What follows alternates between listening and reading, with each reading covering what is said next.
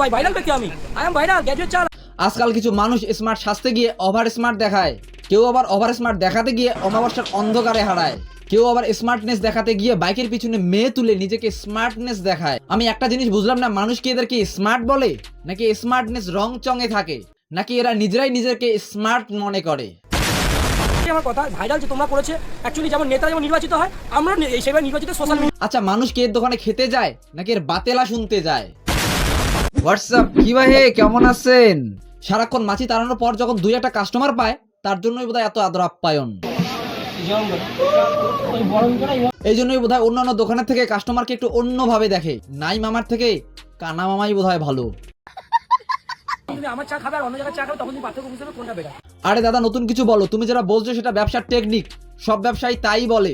আমারটা ভালো অন্যেরটা খারাপ, আমারটা সেরা অন্যেরটা পচা। স্মার্ট গ্র্যাজুয়েট সাপড়ি চাওয়ালা নাকি স্মার্ট গ্র্যাজুয়েট চাওয়ালা, তোমরা নিচে কমেন্ট করে জানাও কোনটা ঠিক। যেখানে পাওয়া যায় চায়ের থেকে বেশি মাত্রায় বাতেলা, ক্যামেরার সামনে একটুখানি ফ্রেম পেলেই নিজেকে সেলিব্রিটি, আর তখন সাপড়িও নিজেকে মন্ত্রী মিনিস্টার মনে করে। ভাই ভাইরাল ব্যক্তি আমি আই এম ভাইরাল গ্র্যাজুয়েট চাল। জীবনে অনেক ছেলে ফেলেছি। তখন পা থেকে মাথা অব্দি হাই ভোল্টেজ কারেন্ট। কথা তাড়াতাড়ি বলবে নাকি কথা আস্তে আস্তে বলবে, আওয়াজ জোরে করে বলবে নাকি আওয়াজ কম করে বলবে, বাংলার সাথে ইংলিশ মিশিয়ে বলবে নাকি বাংলার সাথে হিন্দি মিশিয়ে বলবে। ঝাঁকনি কাপনির শেষ নেই, অস্থিরতা। যেখানে চায়ের থেকে বেশি মাত্রায় পাওয়া যায় বাতেলা। আমার চা হচ্ছে অমৃত। লাস্ট শীত পান করেছিল, তারপর এখানে কাঁচাবাস স্টেশনে এসে পান করা হয়। আজকাল মানুষ এতটা বোকা নয় যে তোমার বাতেলা শুনে মানুষ গা ভাসাবে। তোমার চায় যদি এতটাই কোয়ালিটি থাকে তাহলে তোমার দোকানে মানুষ এমনিতেই যাবে, এত মেলমেলানির দরকার পড়ে না। এই যে ঘরটা আছে এইবার আমার প্রেজেন্টেশন হয়, ঠিক আছে? লালগোলা ভারতবর্ষে অল ওভার ইন্ডিয়াতে যত রেল স্টেশন আছে তুমি চায়ের কোয়ালিটি কেউ দিতে পারবে না। একটা কথা আছে যে ফাঁকা কলস বাজে বেশি। যাদের কথা বেশি তাদের কাজের কোয়ালিটিতে কম, এটা সবাই জানে। অ্যাকচুয়ালি যেমন নেতা যেমন নির্বাচিত হয় আমরা সেভাবে নির্বাচিত সোশ্যাল মিডিয়ার মাধ্যমে। আরে দাদা, ভাষণ কম মারাও, 2 কাপ চা দাও। তেমনি কিছু ফুড ব্লগারকে দেখা যায় যার পিছনে লাগে চাটতে চাটতে রক্ত বের না হওয়া পর্যন্ত তার পিছন ছাড়ে না। আগে ছিল নন্দিনী, এখন হয়েছে রাজুদা।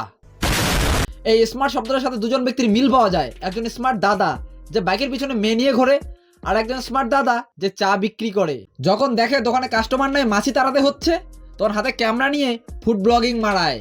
আর খারাপ কোথায় আসবি দাঁড়া, সেটা শুধু দাঁড়াতে আসতে হবে কোথায় ভিডিও বানাতে, ঠিক আছে? এই যে দাদা, বেশি অহংকার ভালো নয়, অহংকার হলো পতনের মূল কারণ, এটা মাথায় রাখা দরকার। ইতিহাস আমি রচনা করি। যখন ফার্স্ট আমি তাহলে ইতিহাস আমার দিয়ে রচনা হবে। বেঙ্গলে তো ফার্স্ট আমি, অন্য জায়গায় হয়েছে। নাহলে ইতিহাস বানাতে এসে যদি তোমার ব্রেক ফেল হয় তাহলে দিনের বেলা অমাবস্যা দেখবে।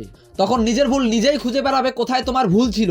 এক্স এর গল্প শোনানো নাকি প্রেজেন্টকে পাশে বসিয়ে চা খাওয়ানো। যেমন একটা গার্লফ্রেন্ড যখন প্রথম এক্স গার্লফ্রেন্ড যখন থাকে, আরেকটা গার্লফ্রেন্ড যখন আসে তখন পার্থক্য বোঝা যায় কে ভালো ছিল কে মন্দ ছিল। সাপড়ি চাওয়ালা। গাইস, ভিডিওটা কোন অংশটা তোমাদের ভালো লাগলো নিচে কমেন্ট করে জানাও। আর ভিডিওটা ভালো লাগে লাইক কমেন্ট শেয়ার অবশ্যই করবে। দেখা হচ্ছে নেক্সট ভিডিওয়। চলো বস।